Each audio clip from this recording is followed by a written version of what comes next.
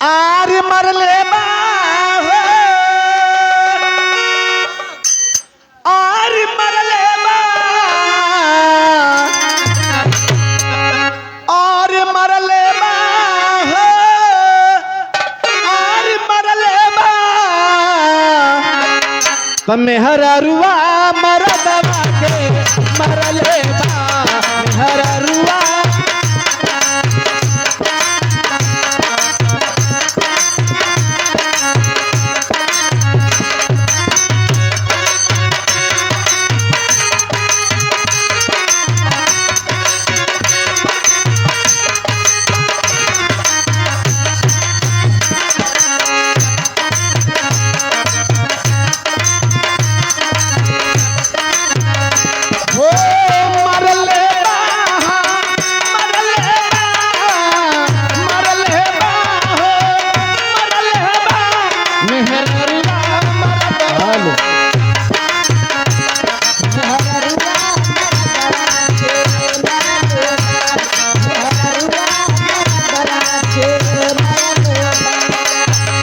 कैसे मरले बा कैसे हो सास के मरला ससुर जी के मरला ससुर जी की मां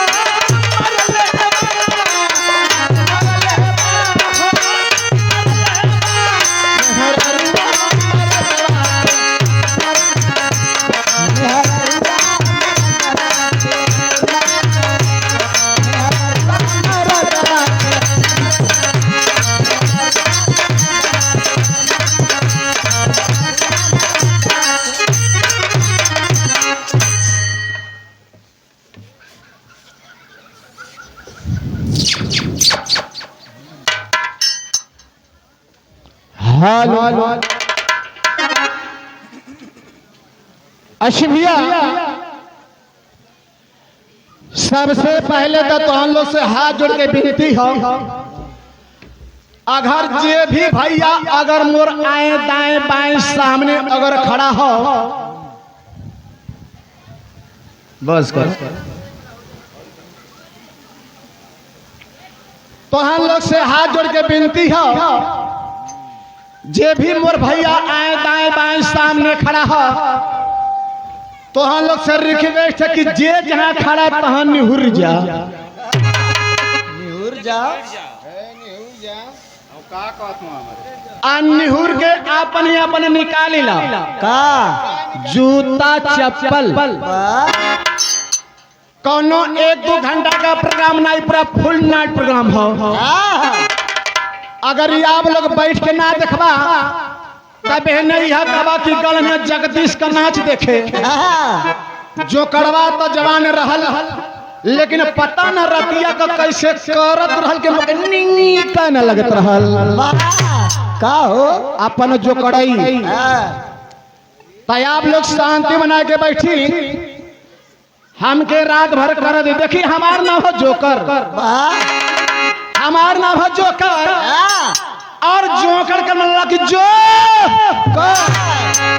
इना करके क्यों के ईटा उटा चला के मार दी चाहे 2-4 बाल्टी पानी फेंक दे शब्द का उछाल पुछाल हुई अप डाउन हुई अगर कौन हमारे पार्टी से गलती हो जाए तो आप लोग क्षमा करल जाई अगर कौनो विशेष गलती हमरा से हो जाए तो आप लोग आके हमसे पारी पारा माफी मांग लीजिएगा। महाराज गलती तू करबा क्षमा आप लोग मांगी। इधर आवा, गलती तू करबा क्षमा आप लोग मांगी। अच्छा हाँ यार, तो हिंदुस्तान है ना। हाँ भैया हिंदुस्तान है, देखा पहले ही गड़बड़ाई नहीं यार। देखा भैया हिंदुस्तान है, हिंदुस्तान में जो गलती करला उहे माफी मांगेला। तो देखा तो हम लोग से कहा था, देखा गलती हम ही कर हम ही मांगब, हमके तनी तनी दिया माफी माफी। हेलो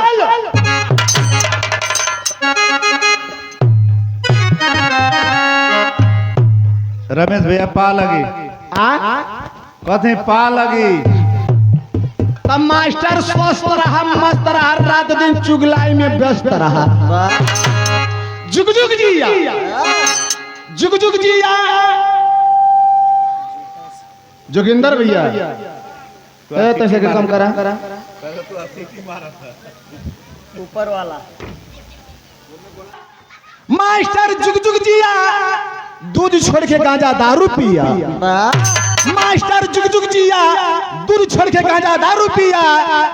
तोरे माथे पर ताज होखा, अब बढ़िया बीमारी धरे एपीजीआई में इलाज होखा।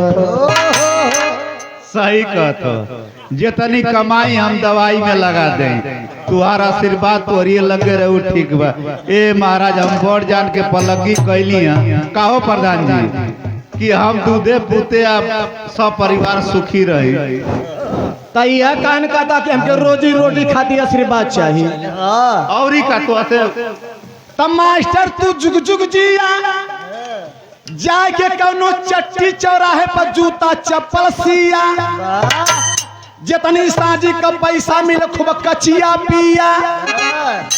कचिया पी के जब नाश्ता होखा तो घरे जाकर मेहरारू का साया झुल्ला सिया।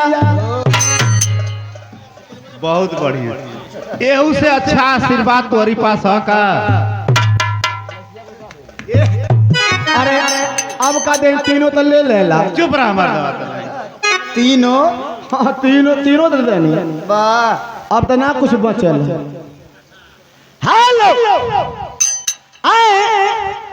पहले मैं बता दूं आप लोग के मोबाइल के बारे में। यहाँ जो भी आइल बा बिना मोबाइल के ना आइल बा।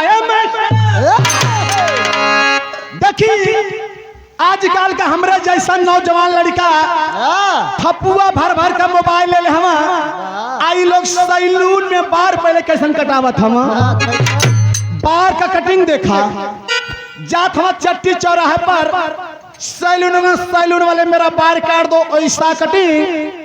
सैलून वाला कथा मैं काटू कैसा कटिंग, तो लोग फरमाइश करत हम मेरा बार काट दो छेड़ी कटिंग, मुर्गा कटिंग, भेड़ी कटिंग। एगो लोग ऐसा शौकीन में बरवा कटवावत हम कैसा पूरा किनरवा क्रिकेट का मैदान बना देत हम। अब बीचवा में जना था चिड़ै खतौना लगौले हो। ये तनाना हल मोबाइल के बारे में सुनी। आजकल का लड़का मोबाइल लेके स्कूल में पढ़ाई कैसन करत हम। जहिया मोबाइल का रिचार्ज खत्म हो जाता तहिया पैसा मांगे खातिर के करे के जाला। पहले बात सुन ला। हाँ हमारे शेष भैया जो न जोड़ी पर संगत करता जी जी जी उतना कहत हुआ कि रमेश भैया का बरवा भेड़ी कटिंग लगत। हमार जन्मौती है ई बा तो तोरे मत बिचवा में ना भर। हेलो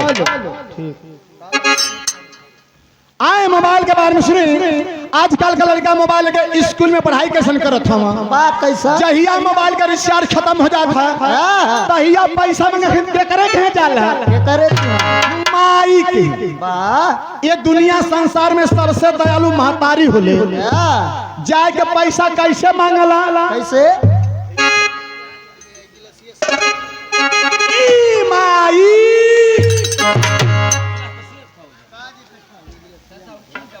तनी मौके 200 रुपया दे देती उनकर महतारी कहा थिया कहाँ से बेलाल ओहो हमारे पास तो पैसा ना हमारे बेटा ना कि माई दीदी आ जब 200 रुपया पा जाला तो जेबिया से और 100 रुपया लगा के तुरंत मोबाइल के फ्री करा देला फिर्री हाँ उमर रोक छेक ना है तो मैं ऑटोमेटिक चलावा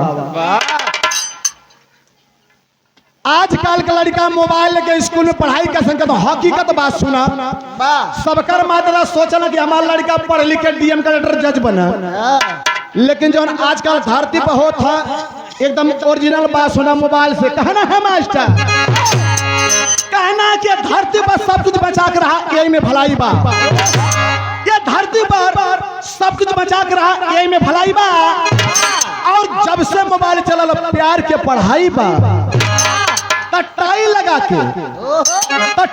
के कहा था जा तड़ी स्कूल पर मिस कॉल मार के बतेड़ा पुल पता का जाए स्कूल पर इतना ना आरू का कर कथा दिन भर बतरात होबे करी दिन भर बतरात होबे करी अपन फोन नंबर दे दिया बात होबे करी अगर हमार जिंदगी रहता बहने मुलाकात होबे करी शाम हो तो दिया धरा दिया अगर तुहार मम्मी पापा ने तो धीरे से मिस कॉल मार और का करत हम का हो कथो तुम आंख मत मारी हम खुद ही आंख मार दे तू आंख मत मारी हम खुद ही आंख मार दे आ दिल से कर प्यार ना जाए विदेश पासपोर्ट फाड़ दे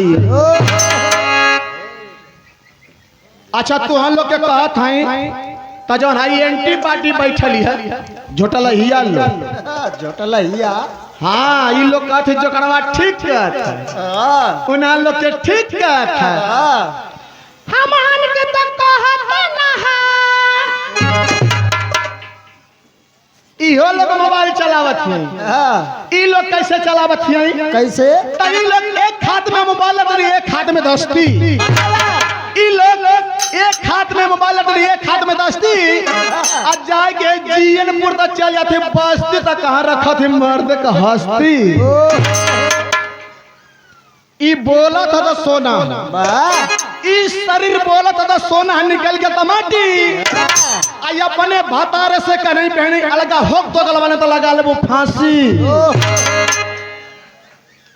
तो जा तड़े विदेश कमा तड़े शान से जौने मेहरारू का मर्द विदेश का वो से पूछा 100 में 60% गारंटी के साथ लिखी जा तड़े विदेश कमा तड़े शान से यार मौगी बते तो 6 महीना यान से पर गुजरल बा तू कब बरिस रहला विदेश मतलब 5 बरिस 5 बरिस रहला तो मोर बिया थोड़ी बोल अब हमान के चुतिया मत बनावा हमान के चुतिया मत बनावा हमान के तो के जानते जा कि तोर बिया ना भइल जा हम कोनो देखत रहले तो जा तड़े विदेश कमा तड़े शान से यार मौगी बते तो 6 महीना अगर ससुर भसुर बोलत हो तो देवरा के मरवा थी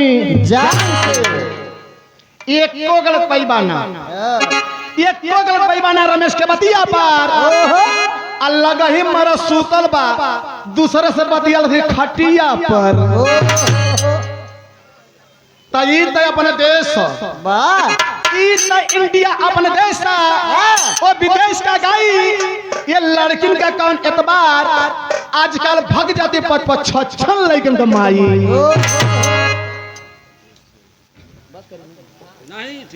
आए आए एठे नहलो का रिकॉर्ड बता दी का हो मेहरारू लोग कहले बिना गुरु का ज्ञान नहीं कौनो फंक्शन में बोला था तिलक बरछा अरे बरे छठियार में जहाँ का भाव तहाँ का लोग इतना बढ़िया बढ़िया ये लोग गीत बना के गावली कौनो जवाब नहीं बा तो बरात के बारे में सुनी एक जगह बराती आई लो बराती में दूठे पंडित जी आल मास्टर एगो पंडित जी पैंट शर्ट पहन के आल एगो पंडित जी धोती कुर्ता तो जवन पैंट शर्ट पहन रहा वो बिटिया के पास से रहा जवन धोती कुर्ता पहन रहा वो बेटा के पास से रहा लेकिन जवन बाबा धोती कुर्ता पहन रहा घर हाली हुला नहला धोती कुर्ता पहिरला अंडरवियर पहरल भुलाई गई जेके जंघिया कहल जाले।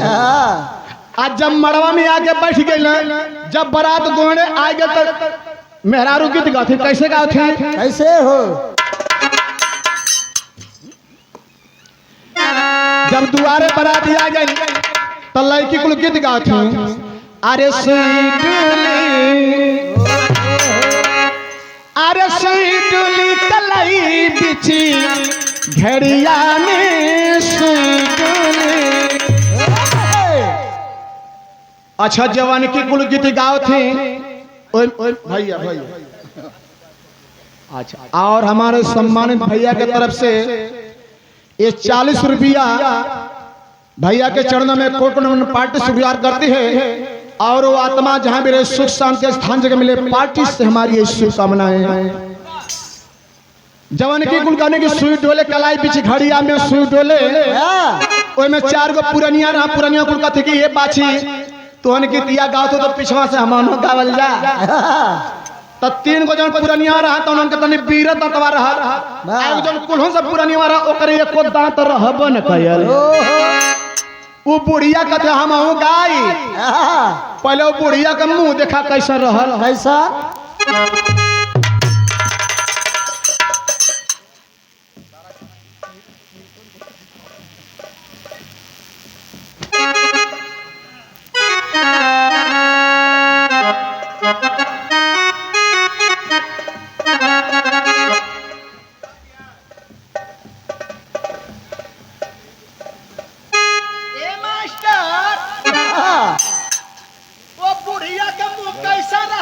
कैसन?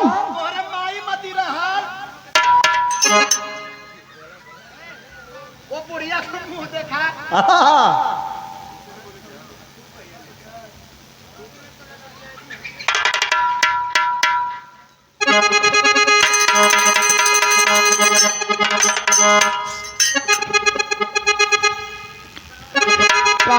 लाल लो खावाना बेटा लो। अरे दादी अमन ठीक है। अरे तो के आओ दादा बोलाओ मड़ैया में जो। अरे अल्लाह का आया तू हर दादा हमके मड़ैया में बोलिया हो बेटा। जहिया जमान रही तहिया न बोलई देना कहना होला। अब बुढ़िया हो गीत गाओ थी जवन के उनका उन्हें सुई डोले कलाई पीछे घड़िया में सुई डोले। बुढ़िया के दांत हिया ना लेकिन पीछे से दोहराव थे। कैसे दोहरावत है? कैसे? आरे डाला आरे डाला कलाई आरे में डाला। बुढ़िया सही गाओ लेकिन दांत एक रहबा न कया। आवाजिया भक्त निकल जा तो घड़िया के जगह हाई आ जा। बरतियावा कुल कहला रे आई बुढ़िया बड़ी पुअर पोरी गरिया थी से हटा। जब बरतियावा जाए लगले तो जौन के फिल्म भार देहले। अरे टिकवाली अला भसरूटी बिया में मुनकी आ खोली की दिखावा ना तो गारी दी बुचुनी की। जवन की कुल गीत गाओ थे खराटा पंखा लगल हल तबले हवा के झोंक से पंडित जी का धोतियो हट गई। जब पंडित जी का धोती हट गई तो उनकर जौन गुप्त अंग लौके लागल। जब लौके लागल तबले 8-10 गो लड़की कुल खड़ा होकर तमाशा देखत रहल। एगो लड़किया तनी हटिया का कम रहल उ एड़िया उठाए के ताकत रहल। आ तबले वो लड़किया के नजरिया पंडित जी के छिन्नी हथौड़ी पर पड़ गई। छिन्नी हथौड़ी? अब लड़किया कहते ये साथ तू हनुमान का तनी मौके का होता सा तब पहले ही बताने के लोग क्यों के बताओ कि ना जैसे देखे तुरंत हो कि तैयार बाबा के लखा के गरियावत यही। अरे पोथी पढ़त पंडित कैसी कैली भुलाई जी भीतर को समान कैसे बाहर गईली आई जी। बाबा तुरंत धोतिया खिसका ले वो पूछ गए ओहो ये लड़की मुझे देखकर गीत गा रही है। जब कहना बाबा की जब भरे पंच मड़वा में वाले की इज्जत बचा दे एक आशीर्वाद दे दी बाबा आशीर्वाद देता हूँ अरे जिया तरह बाछी लू इज्जत बचाई हो जहाँ जईबो लमहर भे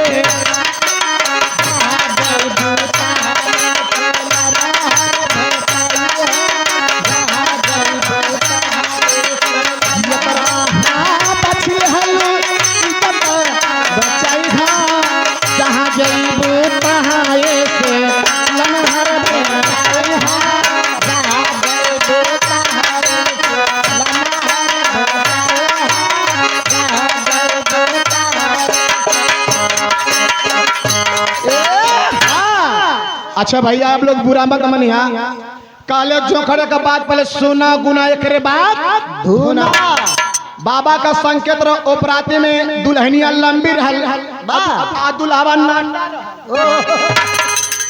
बाबा संकेत कर जा बाछी जहाँ शादी ब्याह का भर तो के लंबे मिले आए हम चलते हैं निर्गुण भाव में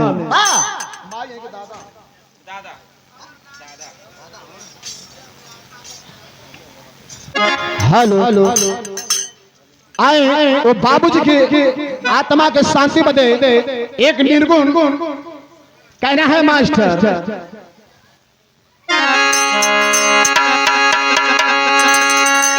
हमके तो नहीं मालूम बा कि वो बाबूजी के कठ लड़का हमें लेकिन जहर से भी हमें कहें 2-4 दिन पहले बाबूजी लौकत रहे आज ना लौकत है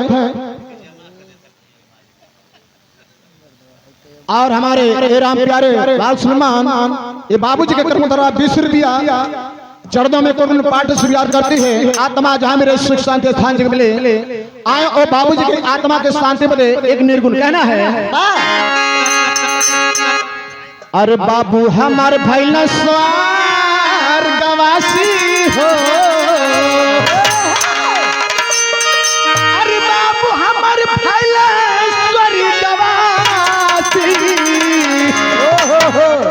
तो हाय मनवा उदासी भैया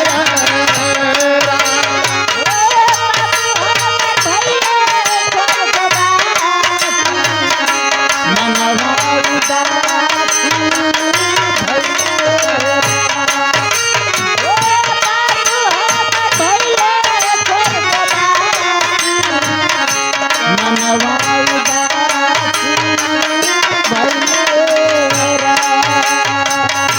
बाबू हमार भैल स्वर्गवासी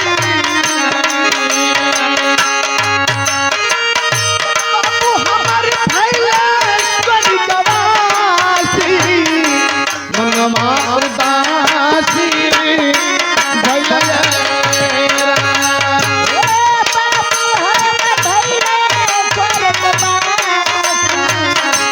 मनवा उदासी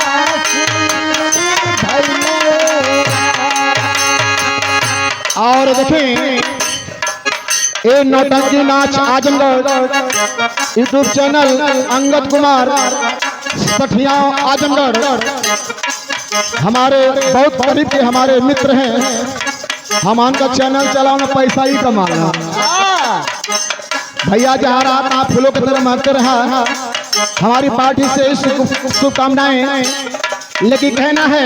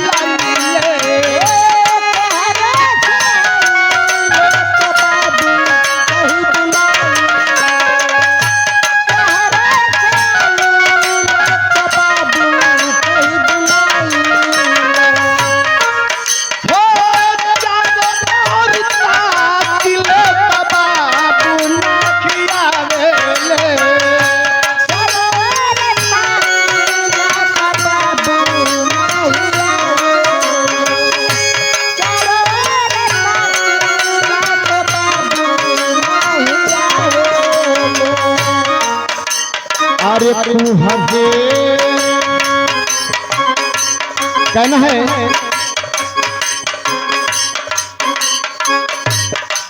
धक्का मार के भैया एक बैग निकाल लो कहना है